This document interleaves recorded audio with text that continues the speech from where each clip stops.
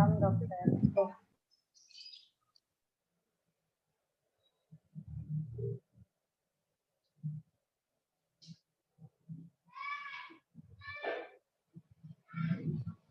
Mas Umar mana ini? Kok saya hubungi tidak bisa tadi?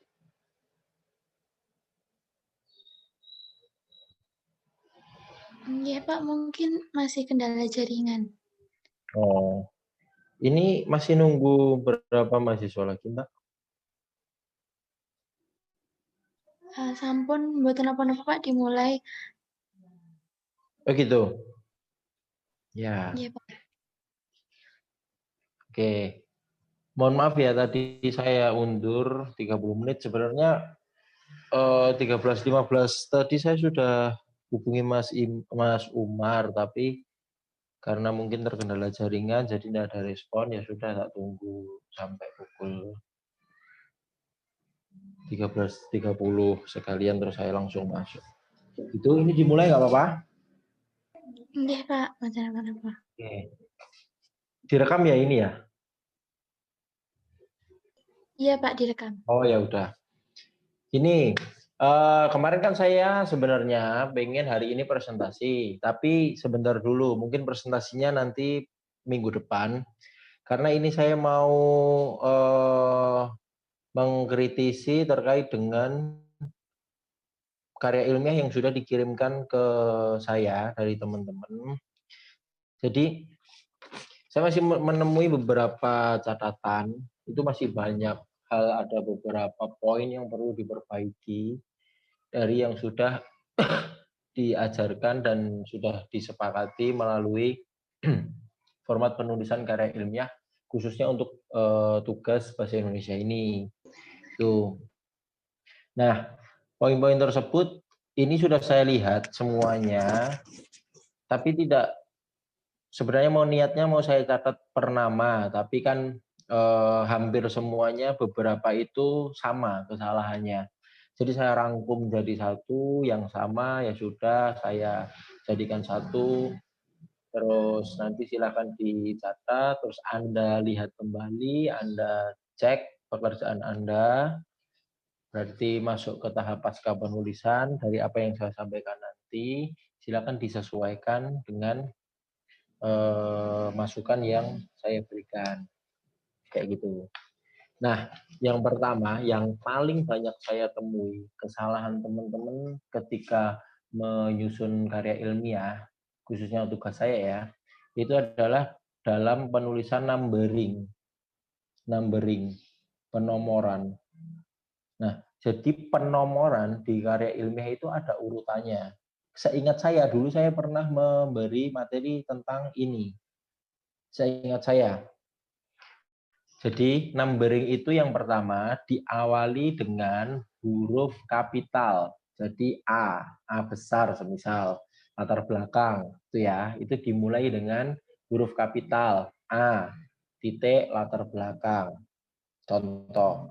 Terus di bawah A, setelah A kalau ada turunannya lagi itu masuk ke angka 1 titik apa, contoh di rumusan masalah kan B rumusan masalah, terus di bawahnya 1 apa, semisal faktor penyebab apa, kayak gitu kan, itu berarti kan turunannya dari huruf kapital, terus turunannya itu 1 angka 1, terus 2, 3, 4 dan seterusnya, terus sampai lagi kalau setelah angka ada turunannya lagi, ya toh, semisal meliputi titik 2, lah itu di bawah angka 1 toh, berarti toh itu huruf kecil, A kecil, terus dilanjutkan B kecil, C kecil, tergantung kebutuhan sampai huruf apa.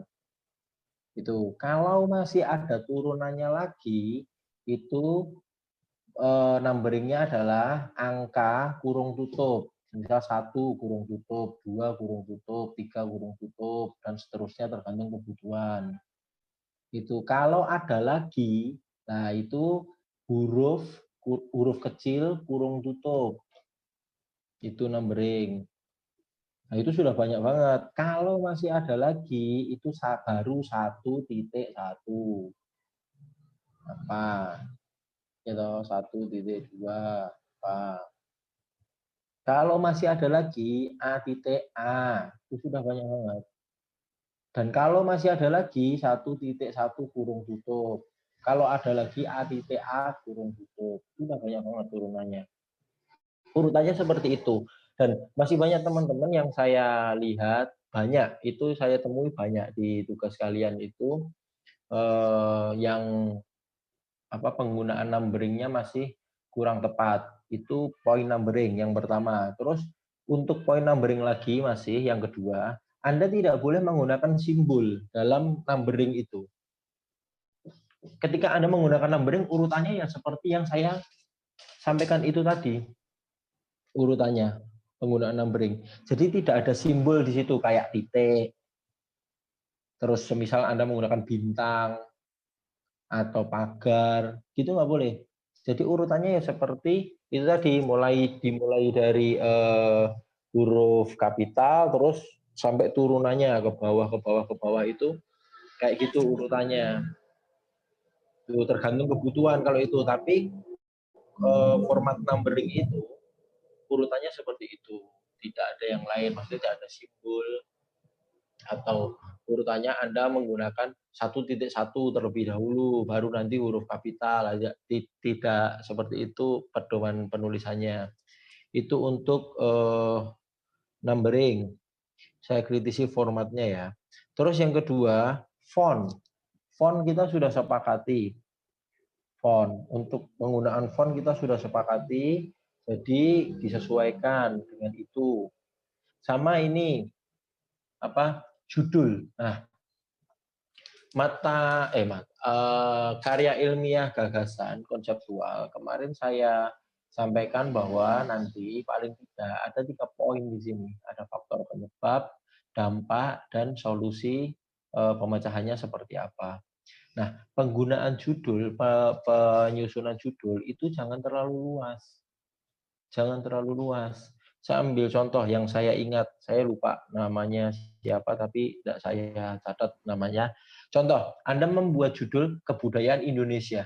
Itu terlalu luas. Itu luas sekali. Kebudayaan Indonesia itu luas sekali. Jadi secara spesifik.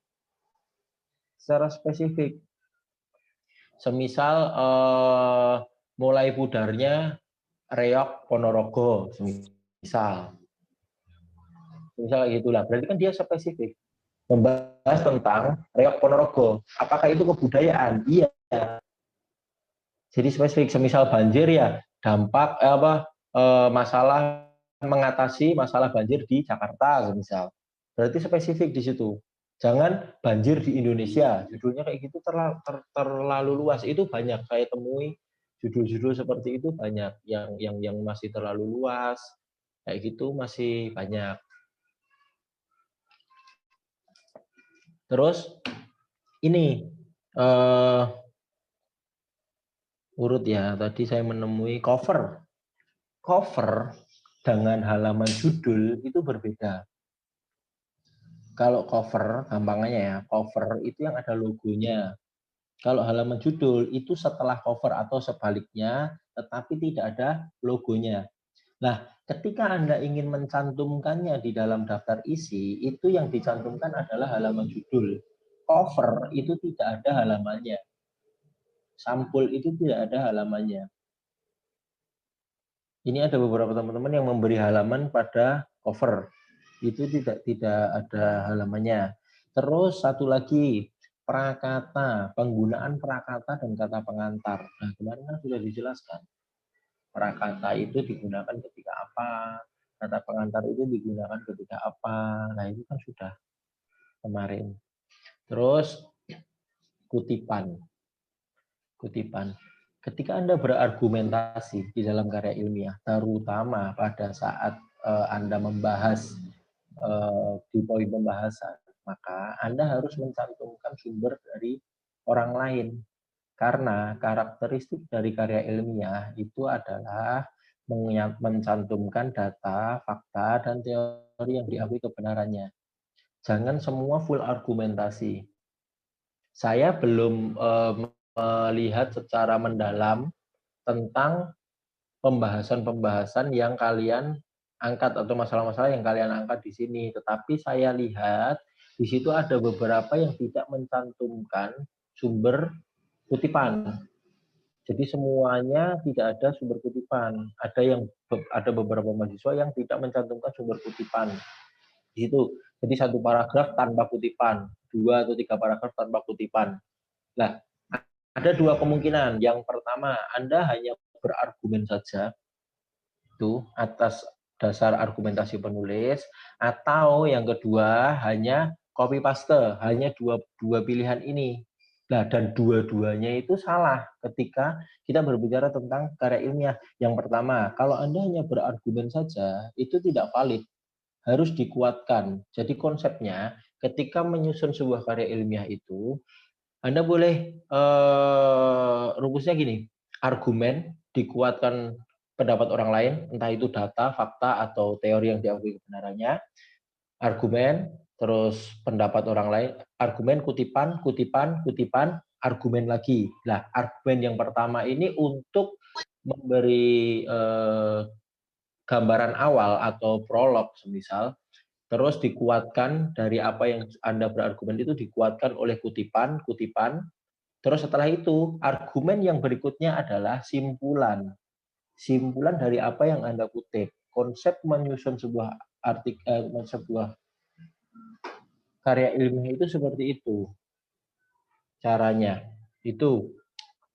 Terus kohesi koherensi antar paragraf. Banyak yang saya tidak menemui kohesi dan koherensi antar paragraf. Jadi Anda baca ulang deh, coba.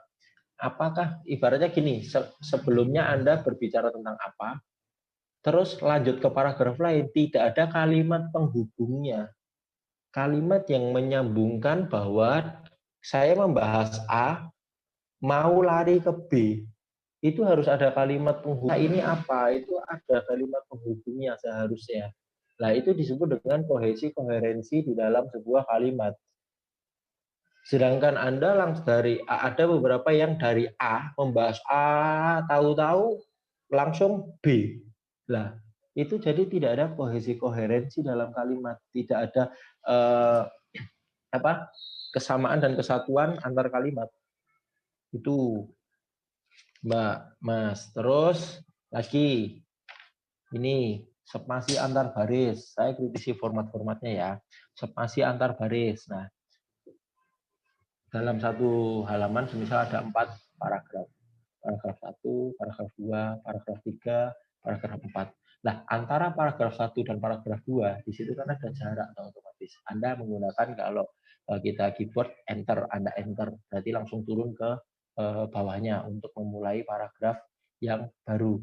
Nah, antara paragraf 1 dan paragraf 2 ini, kalau semisal itu ada jarak yang terlihat, maka di mediamu Microsoft Word itu ada poin yang belum Anda sesuaikan. Nah, itu ada di poin paragraf. Kalau Anda buka Word, itu di situ ada paragraf loh.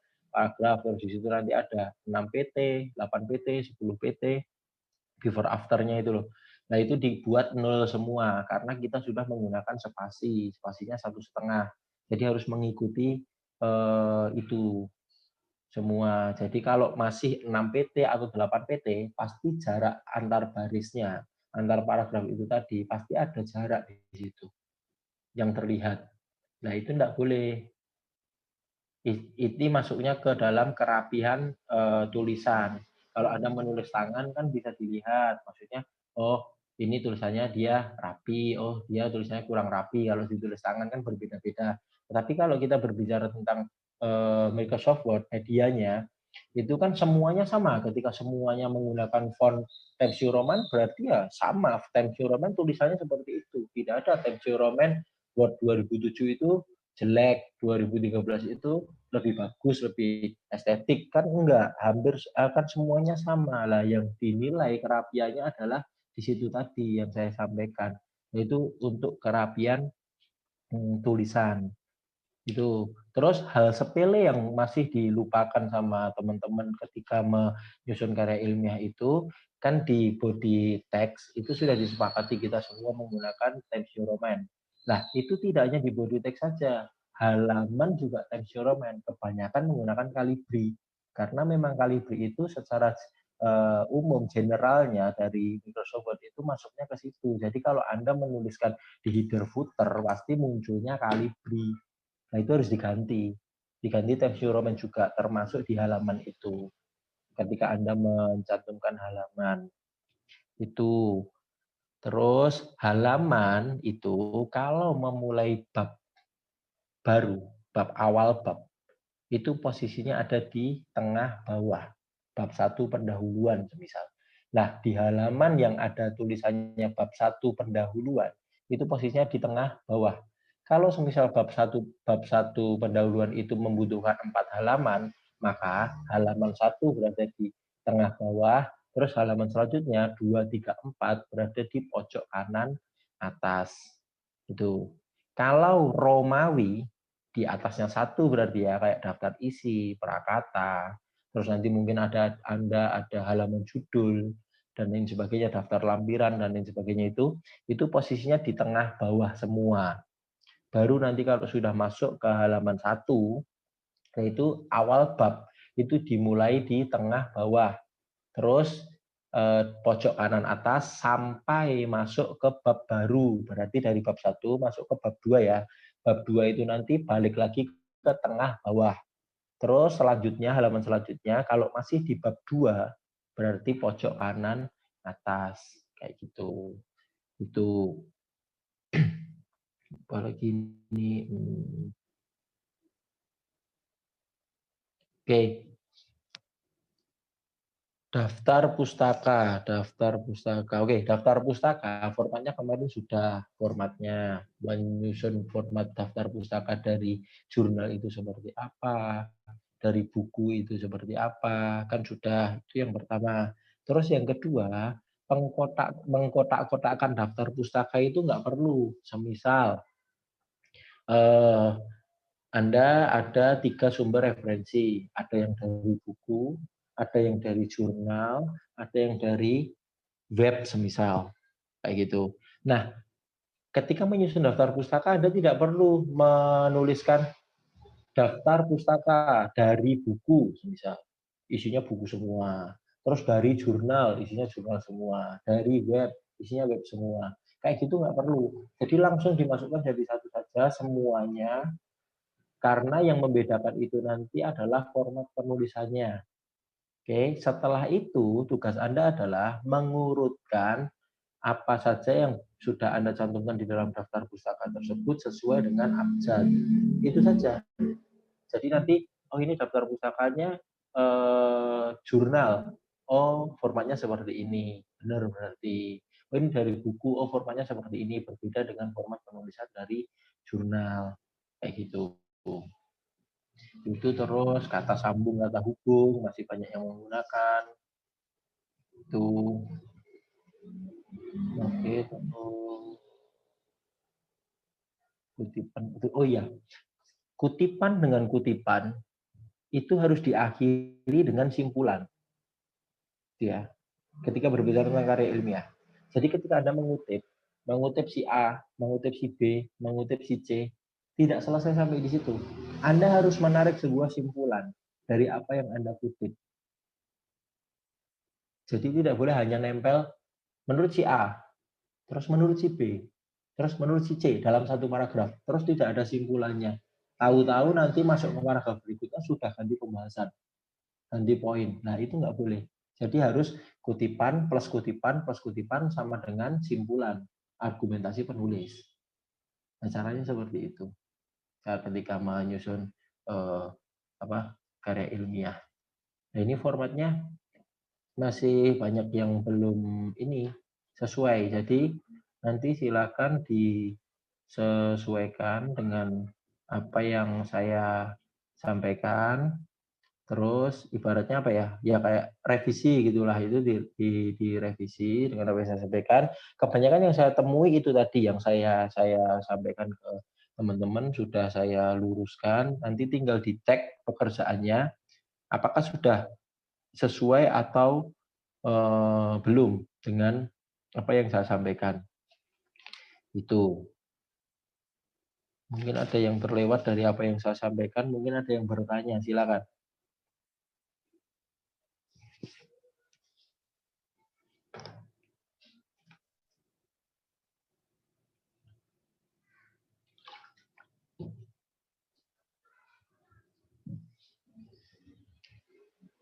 Ini nanti saya belum masuk ke poin kayak unsur plagiasi, ini belum saya cek dengan Turnitin. Terus kedalaman pembahasan materi itu belum saya cek. Saya masih melihat format-formatnya semuanya. Karena minggu kemarin kan kita sempat tatap muka ya melalui Zoom daring. Kan saya sudah bertanya, ada yang kesulitan tidak terus setelah saya cek ternyata banyak yang belum sesuai. Jadi minggu depan ini belum saya masuk ke penilaian, jadi ini saya kembalikan ke teman-teman semua, silakan disesuaikan dengan apa yang saya sampaikan ini tadi.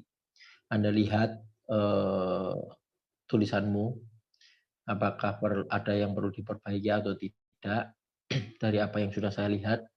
Terus nanti dalam waktu 1 minggu kan paling tidak sudah mengganti formatnya, hanya mengganti formatnya saja. Kalau mau ganti pembahasan ya silakan, itu hak Anda. Jadi yang saya nilai yang besok, yang terakhir. Karena kalau ini yang dinilai masih banyak yang kurang tepat. Tuh. Oke. Silakan yang ada kendala dalam penulisan karya ilmiah bisa disampaikan di sini, insya Allah saya jawab.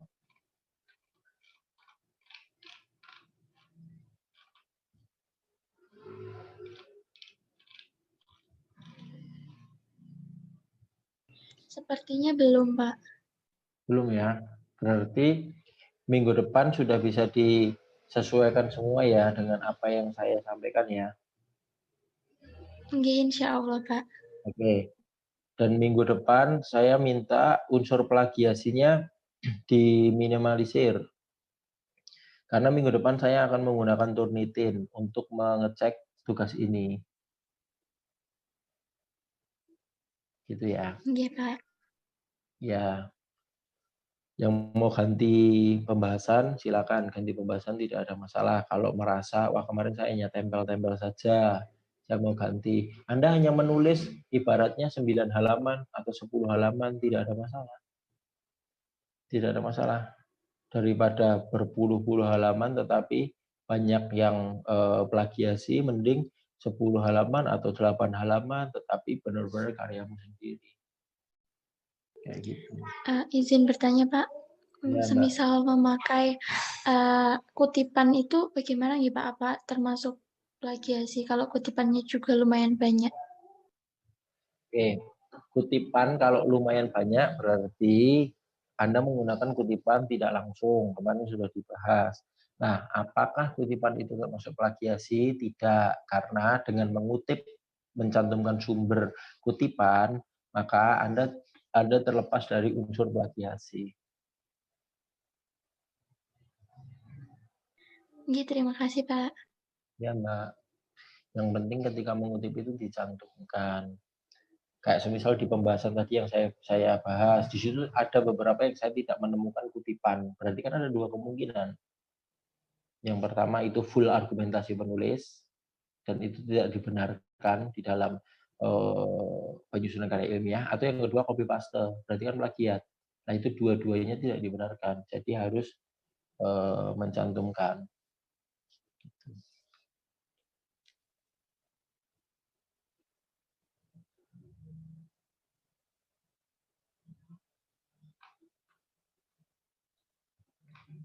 Itu ya.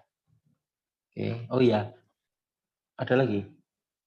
Mengawali bab itu berada di tengah ya, posisinya center ya.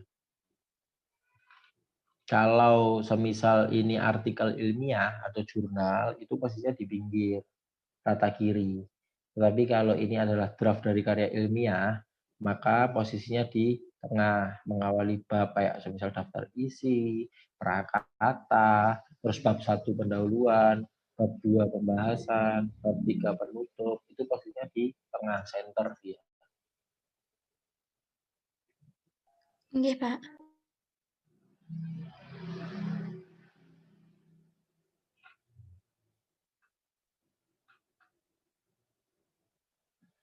Oke, mungkin itu yang bisa saya sampaikan. Kalau masih ada yang bertanya, saya beri kesempatan.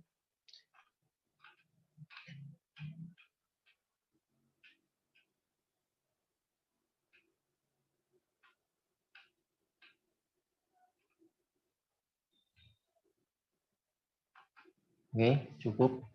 Baik, kalau cukup, dan ini rumusan masalah disesuaikan. Minimal 3. Ada faktor penyebab, dampak, dan solusi. Itu, minimal ada 3 itu. Oke, terus judul tadi sudah ya, judulnya. Judul jangan terlalu luas. Fokus di 3 poin itu saja sudah selesai saya kira. Baratnya 9 halaman, 10 halaman sudah cukup.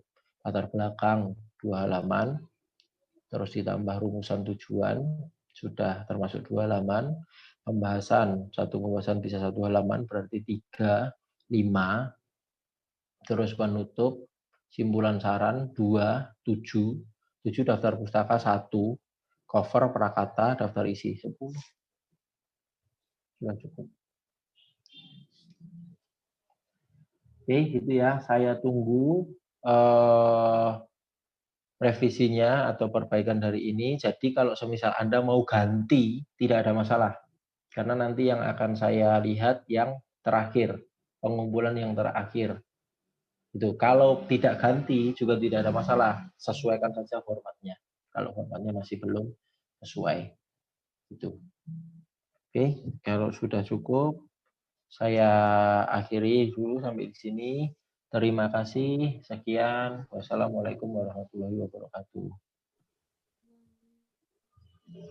Waalaikumsalam warahmatullahi wabarakatuh. Waalaikumsalam warahmatullahi wabarakatuh. Pak. Terima kasih, Pak.